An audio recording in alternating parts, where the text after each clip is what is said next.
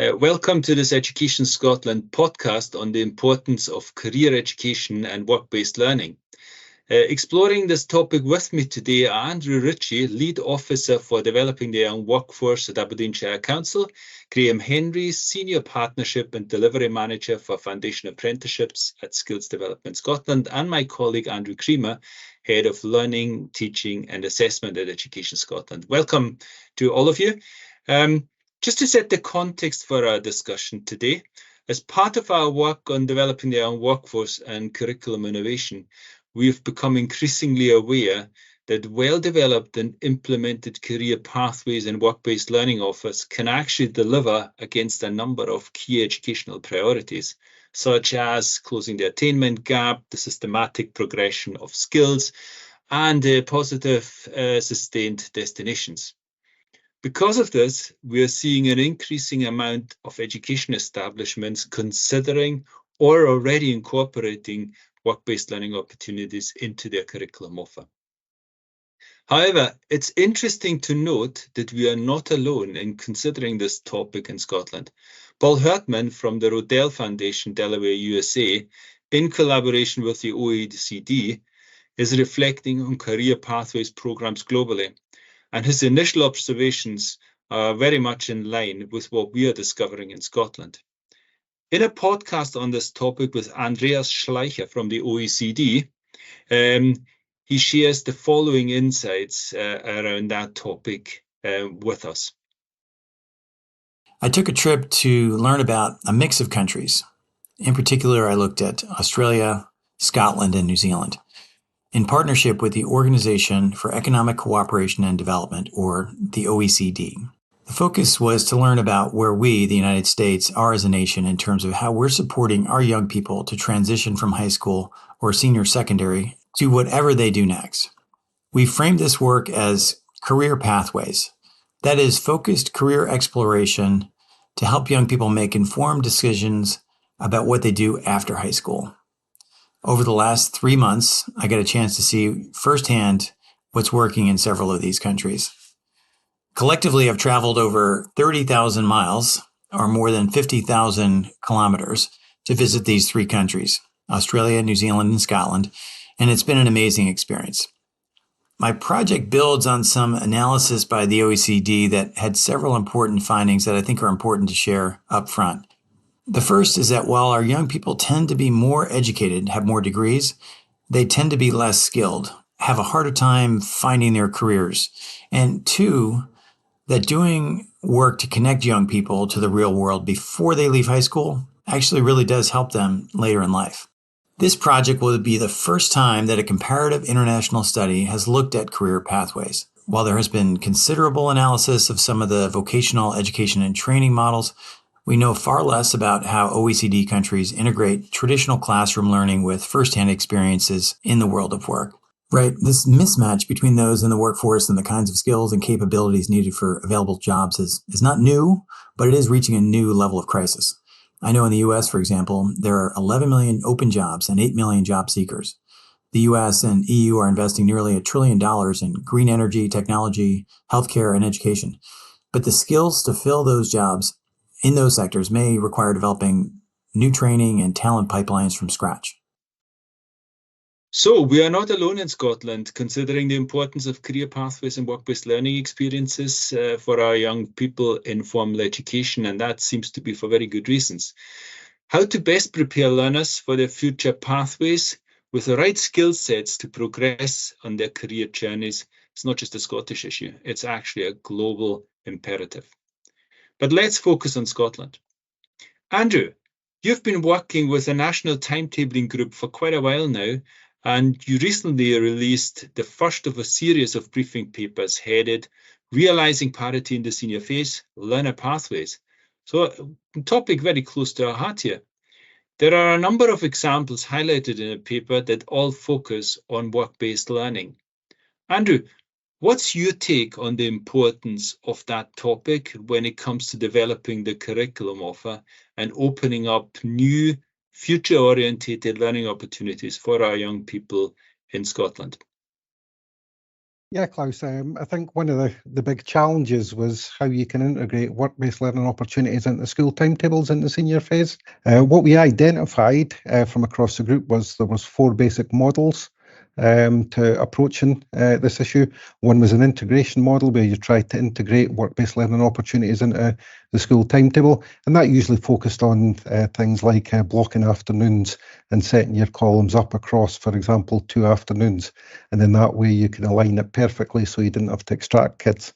The second one was the extraction model itself, which was probably more common in rural areas where, for example, difficulties with transport to local colleges were a problem for trying to integrate into columns. Big downside, I suppose, was when you were extracting kids from their school-based options, then they were missing out on subjects and you had retention difficulties. We also identified a virtual provision up in the Highlands. And then what was probably really interesting, and you'll probably hear a bit more from Andrew Ritchie on this, was what I've called the Aberdeenshire model, which is basing the provision around clusters of schools and actually bringing in, for example, college provision into those schools. So it's the college lecturers that are travelling as opposed to the pupils that are travelling. And that seems to be paying dividends up in Aberdeenshire, where they've had relatively high uptake for things like Foundation Apprenticeships. A couple of other things that we found were some common features that encouraged the uptake for work-based and vocational programmes. One of which was, and it's quite important, was how these options are offered as part of the course choice process. I think where it's been delivered successfully is that the work-based learning opportunities are integrated fully into course choices. That means there are no separate option choice forms. I think as soon as you have separate option choice forms, then you're sending a message to learners and their parents about one set of options being superior to another. Also, there are no separate application processes. We don't ask pupils to apply for higher English. Why should we ask them to apply for a foundation apprenticeship in scientific technologies? Another key thing that came up was trying to align timescales and timelines so that during the course choice processes, we're not operating with different timescales for vocational options and school-based options, and also just trying to make sure that starting the courses, for example, start at the same time as every other course starts when timetables change. If they don't, I think what learners experience is some dead time, and that acts as a disincentive for learners for picking up these options. A couple of other important things were the significance of communication and information sharing, communicating quite clearly the requirements of work-based learning options, expectations, the type of prior learning that might be useful, messaging that to more widely to parents. So how, for example, work-based learning options sit within the SCQF framework, and also how they're viewed by colleges and universities. But also, I think quite important, making sure there were proper systems in place to communicate information about learners. So, for example, learners' additional support needs being supplied to colleges and employers, but also trying to ensure that regular information is provided, for example, for things like attendance and progress, in particular when it comes to planning, trying to ensure that where work-based learning opportunities are offered, there are clear roles and responsibilities for different partners in this. There's, if you like, a mindset of collaboration, being solution-focused, taking into account the needs of individual schools, because even within a local authority or a cluster of schools, you get quite a wide variety of different needs from schools, and trying to ensure there are opportunities provided to develop understanding of different pathways through the BGE, and to encourage uptake when learners are making their course choices. I think that big thing about collaboration is really important, and trying to ensure that there's that effective communication, but also an opportunity to collaborate and evaluate the provision that's been on offer. Andrew, thanks very much. I think there's lots in it. And one of the things that strikes me, you mentioned, is the collaboration there. You've just highlighted that again. And if we want to open up the whole curriculum offer, we need partners on board, don't we? I know schools like Barhead High School, who offer 147 courses in the senior phase potentially, depending on demand. You can only do that with strong partnerships. Are you seeing issues with that, Andrew, that some schools are struggling to find the right partners, or is it people increasingly becoming creative in that space, or how's that looking from your perspective? I think more and more schools are looking at it because, in a sense, there's a variety of other potential benefits. So, for example, you're widening that curriculum offer that's available for learners. You're meeting the needs of a wider range of learners. You're not just offering a range of academic subjects. But it's going back to the original Learner Journey report about some of the benefits of sharing, for example, estates across college and schools. And also the potential benefit if you've got more learners taking up college options, work-based learning options, that's freeing up staff to further develop your curriculum and widen that curriculum offer. And I think what we've seen and what the timetable group picked up on is a greater willingness to, for example, for schools to work together to align their timetables. And we're seeing that as aligning not just one column, but 2 or more columns across, for example, the entire local authorities, to try and encourage that greater collaboration between schools and also between schools and colleges and schools and partners such as employers. Magic. And before I bring in Andrew, one last question. There are also more and more creative timetabling models out there now, where people are starting to really explore quite diverse options. Are you encouraged by seeing these kind of things around the country? Actually, there's real interest within the group of the different practice that's emerging from across different parts of the country. And I think one of the key things from the point of view of timetablers is the opportunity just to get together and share different approaches, different strategies for dealing with things. And I think what we're seeing is more people taking on board these different opportunities and moving away from, if you like, that traditional timetabling model, fixed on columns and academic subjects, with a slot, if you like, shoved on at the very end for vocational opportunities, and integrating those across columns and across provision in the school.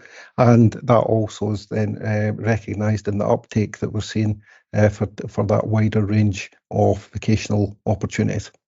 Exciting. It gives me a really nice cue for Andrew Ritchie to come in, because you've been mentioned in that paper. We just referred to the Foundation Apprenticeships in your creative way of incorporating this into the timetabling structure, the curriculum office right across Aberdeenshire.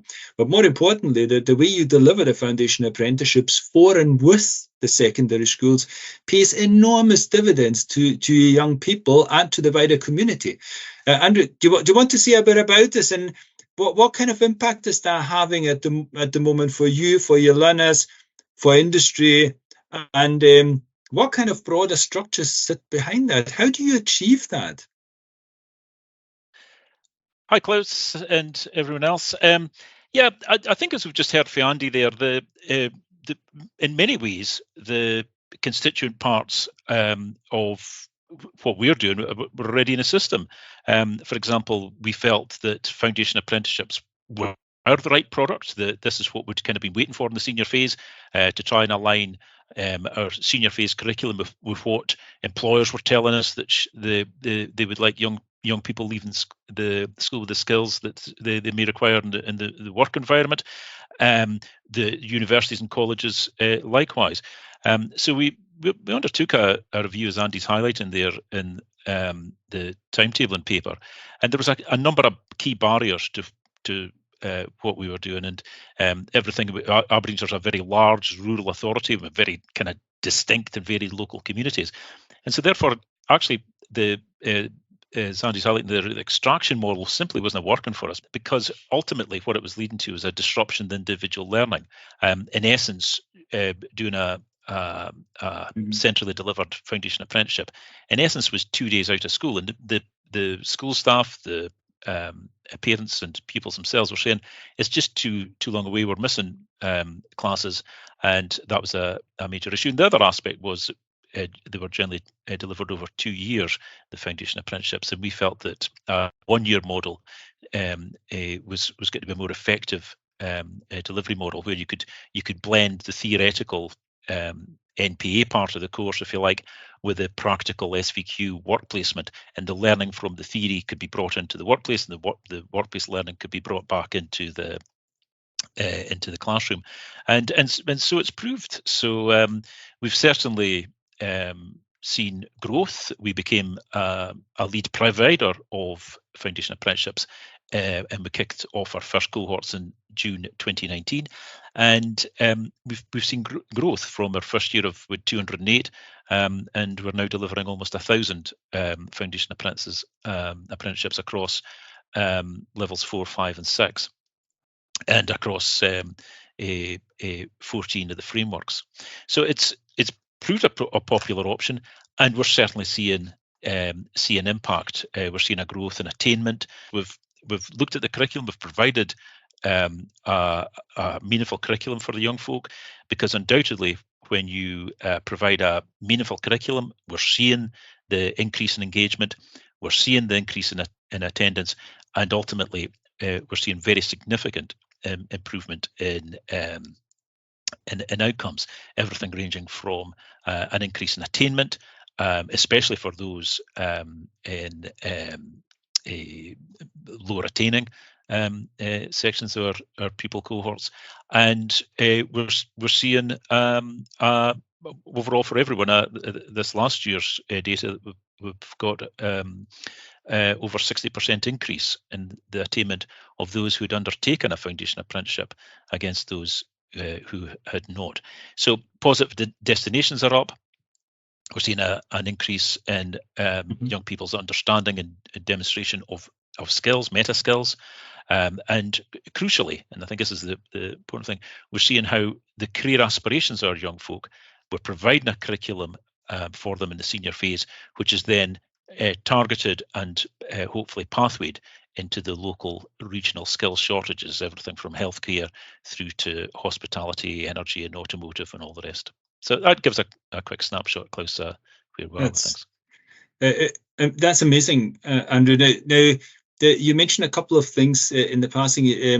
You mentioned a meaningful curriculum, and I think what you're referring to is that kind of connection between, the theoretical learning and the practical I've outlined earlier on. So it makes sense to young people to work with employers, but you also provide them with connections for their futures. How does that impact on the local communities? Because I believe the positive destinations then have an immediate impact into the employers that are looking for their new talent coming through. So I think it sounds to me as if it's a win-win-win situation. Everyone wins. Well, I would certainly hope so, Klaus. I think one of the things that we've found with the nature of work-based learning and the beauty of work-based learning is in terms of trying to do everything we set out to do back in 2014-15 with the publication of the Wood Report and so on. And I think what we're seeing is the nature of the foundation apprenticeships is rather, and this is what the pupils tell us, rather than maybe assessing a very kind of narrow spectrum of learning, and again the pupils would say this to us, that's what they feel with the more traditional academic higher courses. We're seeing the assessment of a spectrum of learning, and it's the value of these SVQ units. It's the understanding from the workplace, from that practical knowledge that's being brought back into and opening up learning. And young folk will often tell us they enjoy learning, and they often say, for the first time, I'm enjoying learning. And because they're seeing success, because they're aware of what they're trying to achieve, and they're achieving it, they're seeing it. So as well as the continuous assessment approach, which of course universities are telling us this is the skills in terms of assessment and learning and so on, strategies that they'd like to see, is that wider spectrum of learning, which very much chimes with what we set out to do in the curriculum for excellence. In terms of the positive impact in communities, we're facing in many rural communities some major skill shortages, as the rest of Scotland is, in things like health and social care and IT and scientific technologies and so on. And so what we're able to do is try and provide a curriculum that might help address these skill shortages in the years to come. It's not going to be an overnight fix, but the more young folk are leaving our schools and with career aspirations to work in their local communities and things like health and social care, it can only be a good thing. It sounds compelling. Yeah. One last bit, Andrew, which I know you are very good at and very keen on, is this designing pathways with employers together. Is that working for you? Well, it is working for us, because you can see by the levels of attainment and positive outcomes. I think there's a couple of things there. The 71% of our FA delivery, one way or another, is through partners, including colleges who deliver the things like SVQ elements, as well as some of the NPA work for it. And really, getting the employers involved has been quite easy, because we said, right, here is a curriculum we'd like to deliver. Who is best placed to tell us what should be in a health and social care Foundation Apprenticeship curriculum?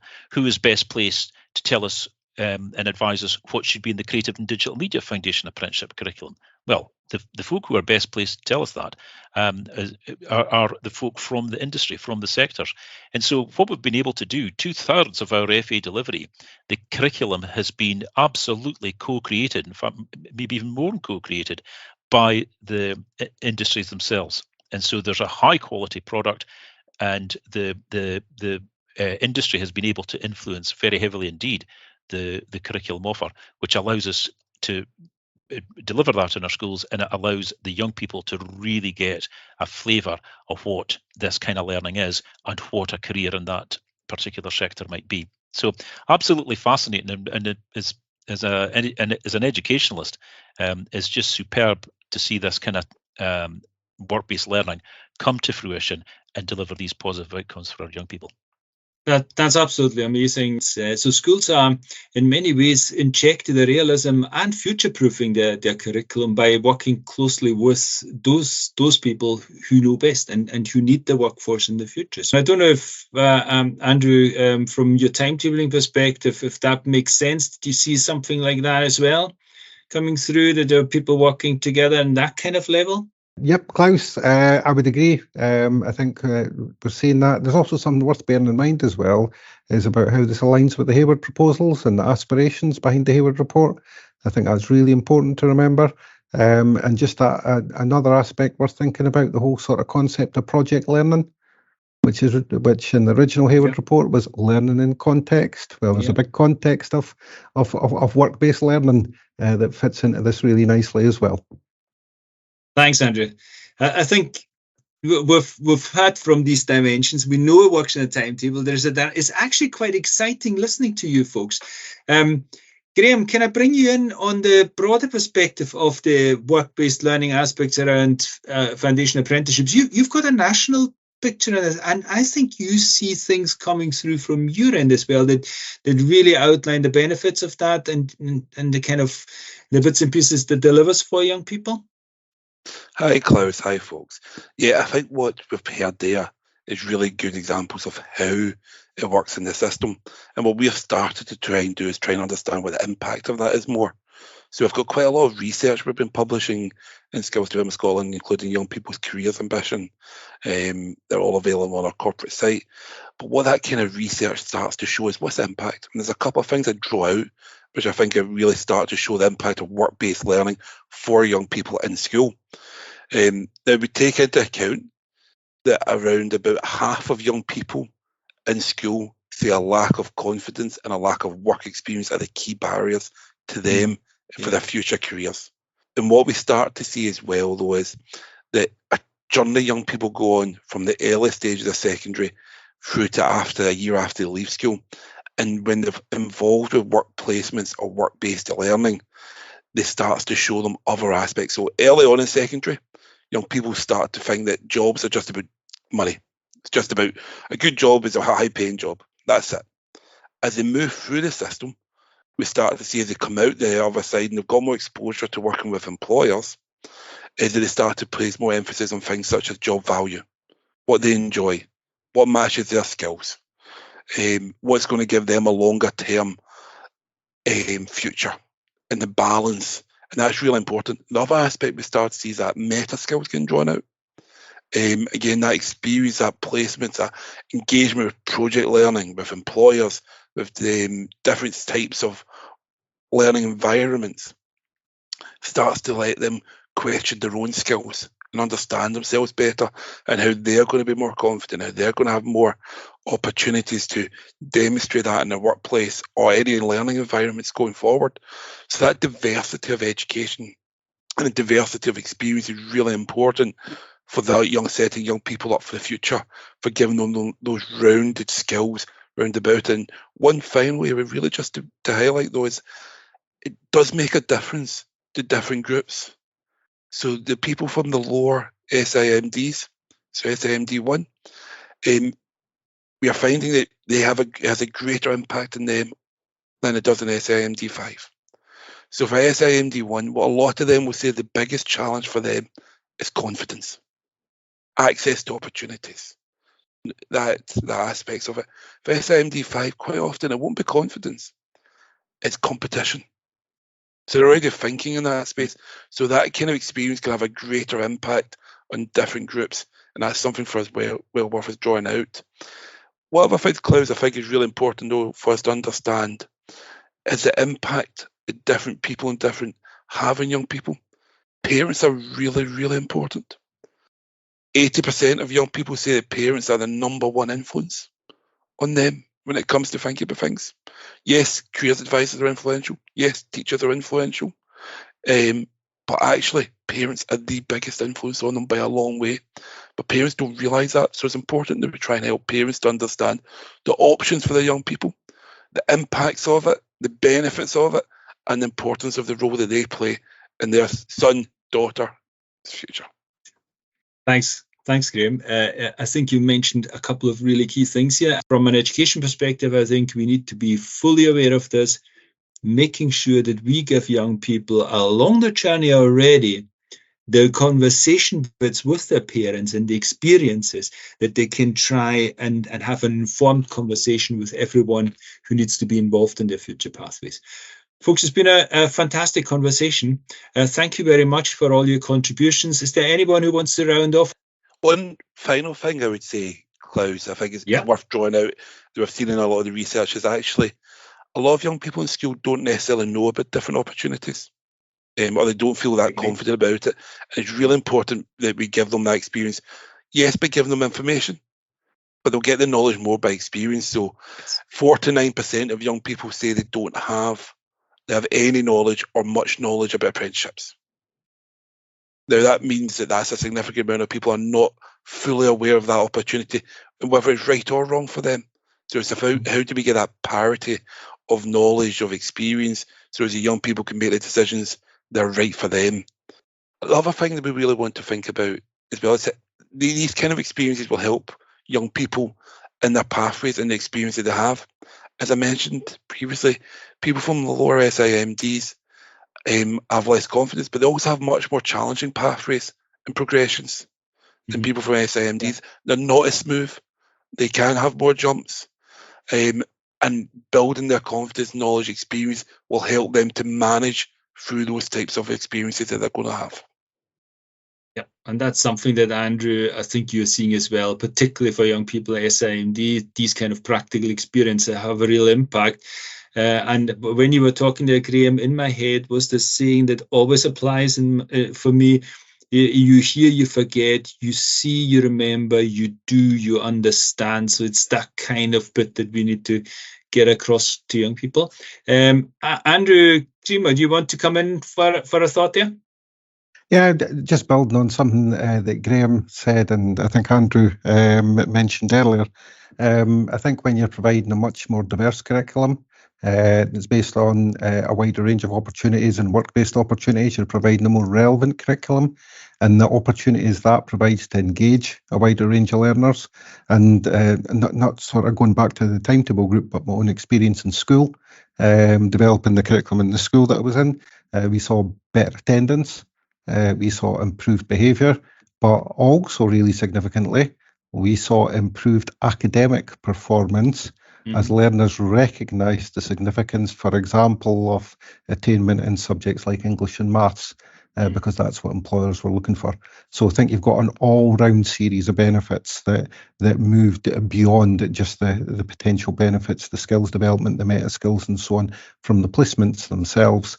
And there's a whole range of potential benefits for schools and for learners.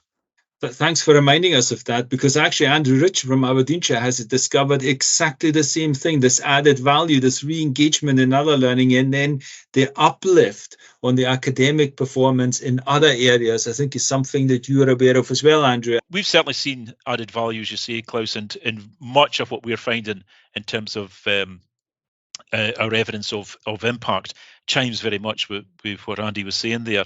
We were able to demonstrate clearly through insight analysis the impact on our attainment. We were, as well as the impact on individual attainment, it was quite obvious that we were having an impact on reducing the poverty-related attainment gap.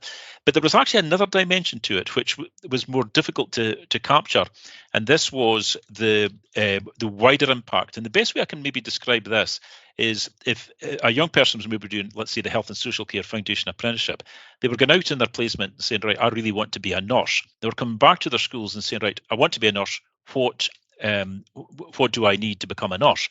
And the teachers or guidance teachers, whoever, was saying, right, Foundation Apprenticeship in Health and Social Care, stick in with that, higher in English, National 5 in maths, another higher, let's say biology or whatever it might be. And suddenly there was a renewed focus. And as Andy's saying there, suddenly things like higher English and Nat 5 maths became far more important to the youngster, because there was now a clearer alignment with their career aspiration to what their next step might be. And that was crucial. So we were trying to find, anecdotally, the pupils, the parents, and the school staff were all saying they were seeing this increased engagement beyond the work-based learning, beyond the foundation apprenticeship. So how do we capture that? So what we did was we looked at the 20%, lowest attained 20%, the middle 60%, and the upper 20% of attainment in the insight analysis. And we were then able to use the S4, let's say the lowest attained 20% in the S4 as the benchmark, and we would then followed them through into the ones that had undertaken a foundation apprenticeship. And what we have been able to demonstrate clearly, and it's very much backs up what Graeme was saying there, is the biggest impact, the most significant impact on young person's attainment is coming with those from the lowest attained 20% in S4, when they get that more meaningful curriculum. And absolutely, it then leads into greater engagement, greater attendance, and wider attainment. So fascinating stuff, seeing that come through. And then is going hand in hand with that, it's part of this whole same thing. We very much are seeing an increase in the confidence of young folk, as in terms of the confidence within themselves, but also their confidence in their learning and their enjoyment of learning. And that's really, really important. And so therefore, our approach has been very much a universal offer to all. The development of the meta skills coming through very clearly year after year. Young folk are telling us the skills that they're developing through their work-based learning and the foundation apprenticeship would be focusing, adapting, initiative, communicating, and it's really important. We've got these very practical meta skills development within them, and these will hopefully mean that they navigate through life and can draw upon these skills that they've been able to develop up through the foundation apprenticeships. Many thanks for all your contributions, gentlemen. Very much enjoyed considering the implementation and impact of career pathways and work-based learning, both on learners as well as the wider community, and of course also the employers and the economy.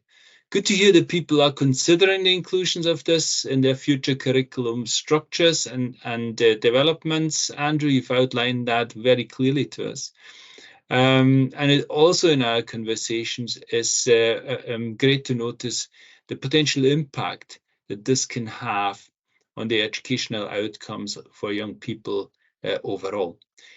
If you want to know more about this topic, folks, you're interested in that, we've got 2 webinars coming up. One on the 17th of January, 4 o'clock. It's a twilight session to consider that kind of impact of work-based learning in more details. We've got Oban High School represented. We've got Andrew again telling a bit more about this. We also have West Lothian College on that session. And the second session on the 21st of February, really looking at the practicalities of how we implement that into our future learning structures. So if you want to find that, that's on Twitter and Education Scotland's website. And we would love to see you in person for these sessions there. Andrew, Ritchie, Graeme, thank you very much for your contributions and sharing your insights today in the afternoon. And thank you everyone for listening to this podcast.